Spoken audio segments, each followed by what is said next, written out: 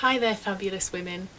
I don't know if you're like me, but once Christmas comes along, I start reflecting on the fact that, something's interesting's going on here. It seems as though it's women who really make Christmas tick, and it's the women in families who tend to get stressed.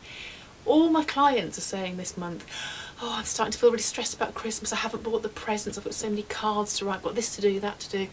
And it seems like it's women who feel under pressure about Christmas, and I wonder why that is.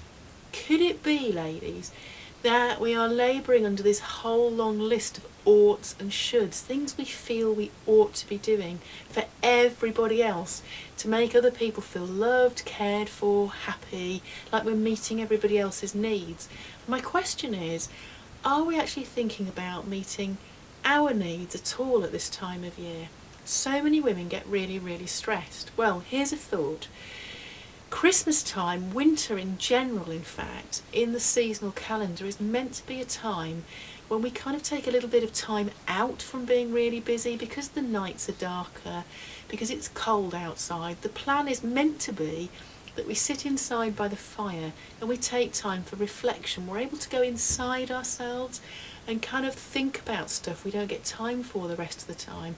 We're able to do things like read good books and kind of be nourished inside. How often do we do that? Because we've made Christmas in the middle of winter into this crazy time of year when we're all rushing around like loonies, and that doesn't allow our bodies that kind of seasonal shift that they really need to kind of go from being very busy in the height of summer when the nights are light and the sun's out and we're all outside doing stuff, through that time of kind of inwardness, reflection, rest, and time to kind of be rejuvenated on the inside just by being really quiet with ourselves. So I'd like to issue you a challenge this year, because of course Christmas is really tricky for us as women. We can't just kind of opt out, but on the other hand, maybe we can change the way we look at it a little bit. Are there some things you do without thinking every year that you could stop doing because you're doing them to keep everybody else happy and it's taking a load out of you? So for example, when my twins were born 13 years ago, I stopped sending Christmas cards routinely to everybody that I knew.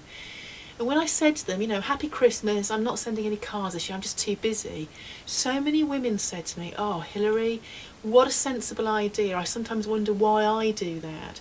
And I noticed quite a few of them were kind of relieved to be given permission to not have to send me one back. That was another thing they could forget as well.